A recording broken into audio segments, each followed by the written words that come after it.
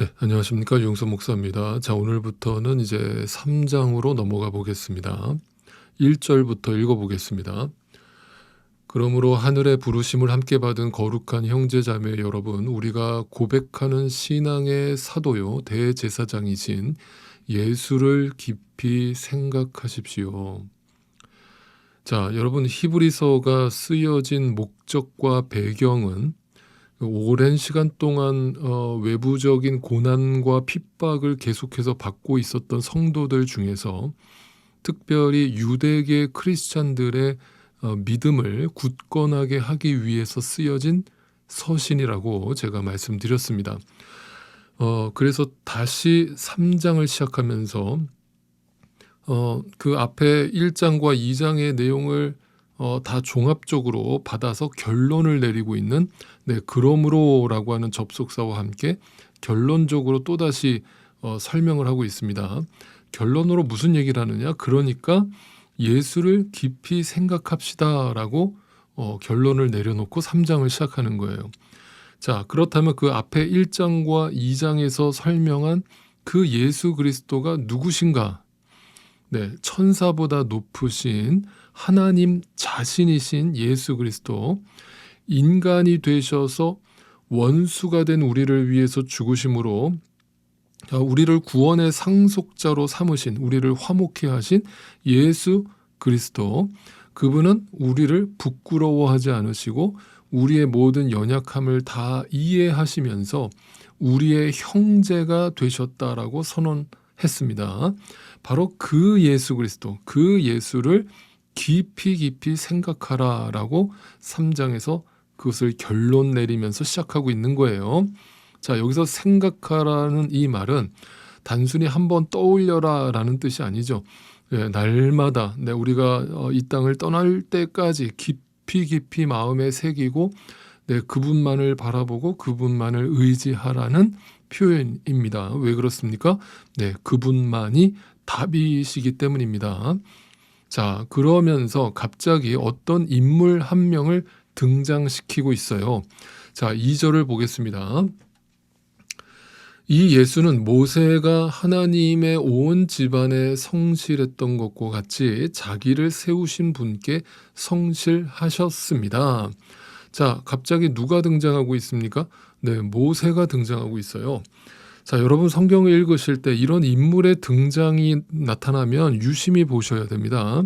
갑자기 예수에 대해서만 얘기하고 있었던 히브리서 기자가 갑자기 3장에서 모세를 꺼낸 이유가 뭘까요? 거기에는 반드시 어떤 목적과 이유가 있었기 때문에 모세를 언급하고 있는 거거든요. 자, 여러분, 상식적으로 성경에 대한 기본 상식을 알고 계셔야 되겠죠. 모세는 어떤 존재라고 그랬어요? 모세는 구약의 율법을 대표하는 인물이에요. 그죠? 그가 광야에서 하나님의 율법, 즉 십계명을 받았기 때문이죠. 자, 그러면서 일단 계속 읽어보죠. 3절. 자, 집을 지은 사람이 누구예요? 하나님이죠. 집보다 더 존귀한 것과 같이 예수는 모세보다 더 큰 영광을 누리기에 합당한 분이십니다. 다시 말하면 예수는 천사보다 높은 존재, 즉 전지전능하신 하나님 자신이시기 때문에 당연히 그 모세, 인간 모세보다 더 크신 분이다 라면서 예수와 모세를 비교해서 설명하고 있는 거예요. 자, 앞에 1장, 2장에서는 천사와 예수를 비교해서 설명했고 지금 3장에서는 모세와 예수를 비교하면서 설명하고 있는 거예요. 이유가 뭘까요? 앞에 1장, 2장에서 등장하는 천사와 3장에 등장하는 모세, 전부 다 유대인들한테는 거의 신적 존재로 여겨지는 그런 대상들인 거예요. 자, 또 읽어봅니다. 4절, 5절. 어떠한 집이든지 어떤 사람이 짓습니다. 그러나 모든 것을 지으신 분은 하나님이십니다. 하나님의 집이라는 거죠. 자, 모세는 하나님께서 장차 말씀하시려는 것을 증언하기 위한 일꾼으로서 하나님의 온 집안 사람에게 성실하였습니다. 자, 모세는 이스라엘 역사에서 가장 위대한 지도자였고 유대인들한테는 모세라는 그 인물의 위치는 네, 아까 말씀드린 대로 거의 신적 존재로 여겨지던 존재였어요. 그러나 히브리서 기자는 분명하게 선언하는 거예요. 너희가 어떤 하나님보다 더 대단한 존재로 여기고 있는 그 천사도 예수보다 못한 존재고, 너희가 거의 신적 존재로 여기는 그 모세도 분명 하나님의 신실한 종인 건 사실이지만, 맞지만 모세는 여기서 뭐라고 표현합니까? 하나님께서 장차 말씀하시려는 것, 그게 뭐예요? 복음이잖아요.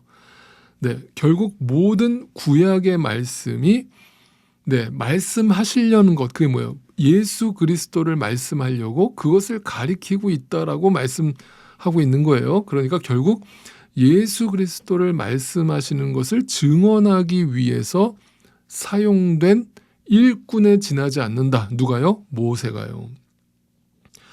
그러니까 사람을 어떤 신적 존재에다가 올려놓지 말고, 교황도 아니고 신부도 아니고 목사도 아니고, 오직 예수 그리스도만 그 집안에서 존귀함을 받으셔야 된다라면서 그 모세도 끌어내리는 거죠, 지금. 그래서 모세는 우리가 성경 전체적 관점에서 보면 그 모세는 율법을 대표하는 자로서 광야에서 죽어야 했던 존재인 거죠. 왜 그렇습니까? 그 율법은 하나님 나라에 들어갈 수 없기 때문이죠. 가나안 땅은 그래서 여호수아, 조슈아, 그게 헬라어로 지저스란 말입니다. 그러니까 율법을 대표하는 그 모세는 광야에서 죽고, 예수, 은혜를 대표하는, 은혜를 나타내는 예수 그리스도는 여호수아로 나타나고 있는데, 그 이스라엘 백성이 여호수아를 따라서 아무 공로 없이 가나안 땅 하나님 나라에 들어갔다라고 이야기하는 것이 구약의 이야기인 거예요. 그러니까 여러분, 성경 전체는 전부 예수 그리스도를 이야기하고 있다는 사실을 분명히 기억하셔야 됩니다. 자, 마지막 6절도 읽어볼게요. 그러나 그리스도는 아들로서, 자, 앞에 모세는 그 하나님의 집에 신실한 종으로 그 예수 그리스도라는 복음을 설명하기 위해서 보냄받은 증인에 불과하지만, 일꾼에 불과하지만, 그러나 예수 그리스도는 그분의 하나님의 아들로서 그 하나님의 집안 사람을 성실하게 돌보셨습니다. 우리가 그 소망에 대하여 확신과 자부심을 지니고 있으면 우리는 하나님의 집안 사람입니다.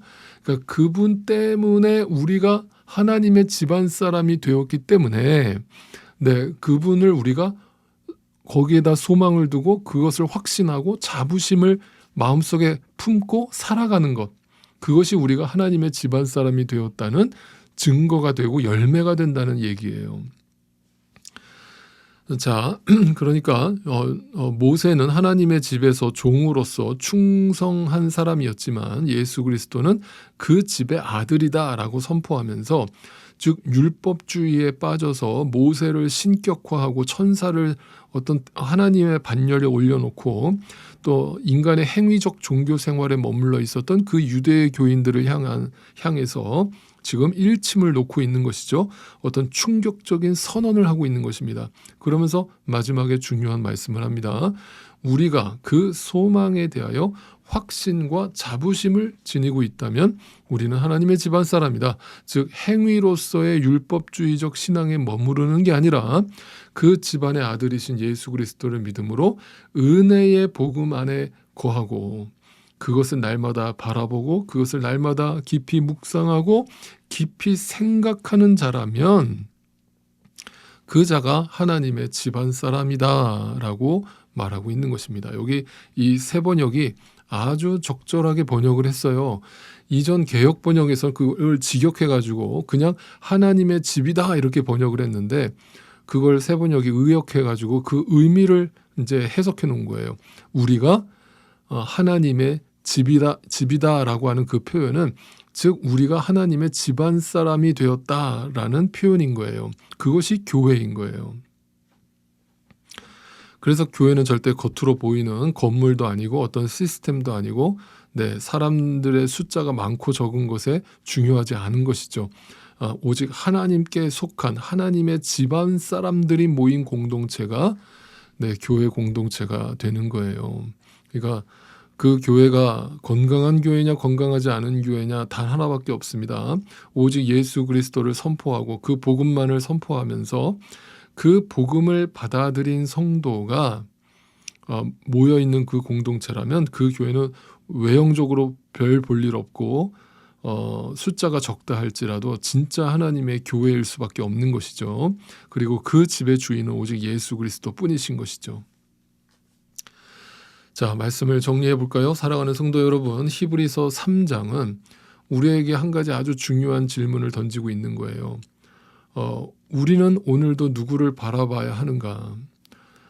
사람을 바라보면 결국 실망하게 되어 있고 또는 그를 우상화하게 되어 있고 세상을 바라보면 또 두렵기만 하고 또 어떤 유혹에 빠질 수밖에 없는 그런 우리의 존재를 인정하신다면 오늘도 우리가 하나님의 집안 사람이 되었다라고 여러분 마음속에 믿음이 허락되어 있다면 오늘도 예수를 깊이 생각하자는 겁니다.